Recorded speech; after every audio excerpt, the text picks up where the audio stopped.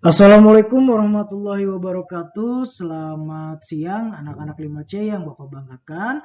Hari ini kembali lagi Bapak akan menjelaskan materi matematika tentang penyajian data dalam bentuk tabel. Hari kemarin kita sudah belajar menyajikan data dalam bentuk daftar. Hari ini kita akan belajar menyajikan data dalam bentuk tabel.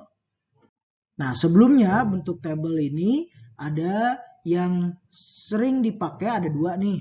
Pertama ini yang dijabarkan, kemudian yang kedua ini yang Bapak garis bawahi, ini adalah bentuk tabel frekuensi. Kenapa disebut sebagai tabel frekuensi? Karena di sini disebutkan berapa banyak data yang diperoleh. Kita lihat data golongan darah A diperoleh 12 siswa, B 7 siswa, AB 3 siswa, dan O 8 siswa. Jumlahnya ada 30 siswa yang diketahui golongan darahnya. Nah, tabel ini disebut sebagai tabel frekuensi. Bapak ulangi, kenapa disebut tabel frekuensi? Karena terdapat jumlah data yang diperolehnya. Nah, di sini. Kalau yang tabel yang ini, kita lihat tabel yang ini tidak ada jumlah datanya. Di sini hanya dijabarkan nama siswanya siapa saja. Tapi ketika di tabel frekuensi, di tabel yang ini, disebutkan berapa banyak data yang diperolehnya. Itu perbedaan tabel frekuensi dengan tabel yang satunya ini. Kita lanjut saja langsung ke soal ya anak-anak, supaya anak-anak lebih paham bagaimana sih menyajikan data dalam bentuk tabel. Nah, di sini ada soal penyajian data dalam bentuk tabel. Contohnya, hasil ulangan materi penyajian data pada pelajaran matematika siswa kelas 5 diperoleh hasil sebagai berikut. 95, 85, 65, 75, 75, 85 sampai yang terakhir. Ini ada 70 nilainya. Bagaimana caranya menyajikan data yang belum urut ini? Ini kan belum urut ya anak-anak. Data yang di sini belum urut. Nah, data ini belum urut. Dia masih acak-acakan nilainya. Nah, untuk mempermudah anak-anak, kita lihat dulu. Oh ya, di sini ada pertanyaannya. Pertanyaan, mohon maaf Bapak lewat tadi. Buatlah tabel frekuensi dari data tersebut. Tentukan nilai tertinggi dan terendah.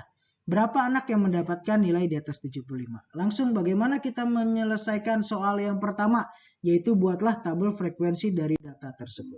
Nah, untuk mempermudah anak-anak, tadi kan data awalnya, data awal ini data awal, ini belum urut ya. Kita lihat datanya masih nilainya ada yang terbesar, terkecil, campur istilahnya, masih belum urut. Nah, untuk mempermudah anak-anak, kita urutkan terlebih dahulu datanya. Nah, dilihat tanda panah ini data yang sudah urut.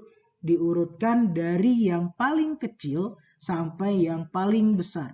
Dari 65 sebagai nilai terkecil sampai 95 sebagai nilai terbesar. Mengurutkannya ke kanan ya. Tuh, dilihat mengurutkannya 65, 65, 70, 70, 70. Kemudian balik lagi ke sini ke bawahnya 70, 75. Diurutkannya seperti contoh yang ini ya. Diurutkan seperti contoh ini anak-anak ya. Diurutkannya dari yang terkecil sampai dengan yang paling besar. Kemudian setelah diurutkan, anak-anak bisa menjabarkannya terlebih dahulu seperti contoh ini. Ini sudah dijabarkan. Dijabarkan maksudnya diperoleh data sebagai berikut. Nilai 65 ada berapa? Di sini kita cari 65, ternyata ada 2. 70 ada 1, 2, 3, 4, 5. Nilai 75 9 anak sampai dengan nilai yang paling tinggi yaitu 95 ada 4 anak. Setelah diurutkan atau dijabarkan datanya seperti ini, maka anak-anak baru bisa membuat tabelnya. Tabelnya seperti contoh yang ada di PowerPoint ini. Oke, ini contohnya. Seperti ini membuat tabelnya, ada nomor, kemudian di sini karena datanya yang dicari adalah nilai, maka di sininya diberi judul nilai. Kemudian ini ada frekuensinya atau banyaknya data yang diperoleh. 65 ternyata ada 2 siswa, 70 ada 5 siswa, 75 ada 9 siswa, 80 ada 3 siswa, 85 ada 4 siswa, 90 ada 3 siswa, dan 95 ada 40. Ada 4 siswa. Nah, inilah yang disebut sebagai tabel frekuensi. Tidak lupa anak-anak mencantumkan jumlah datanya ada berapa. Ternyata setelah dijumlah ini frekuensinya, data yang diperoleh ada 30. Seperti itu anak-anak untuk menyelesaikan soal yang nomor 1 yang tadi menyajikan data dalam bentuk tabel. Nah, untuk yang soal nomor 2 tadi itu ada tentukan nilai tertinggi dan terendah. Anak-anak tinggal lihat saja, nilai terendahnya ada 65 dan nilai tertingginya ada 95. Kemudian soal yang ketiga, berapa anak yang mendapat nilai di atas 75? Diingat, jika soalnya menyebutkan di atas 75, berarti 75-nya masuk atau tidak? Tidak perlu. Jadi kita hitung nilai yang di atas 75. Di atas 75 ini ada 80 sampai dengan 95. Tinggal kita jumlahkan saja. Nilai 80 ini kan ada 3. Terus 85 ada 4. 90 ada 3. Dan 95-nya ada 4. Ketika dijumlahkan berapa jumlahnya? Ada 14 siswa.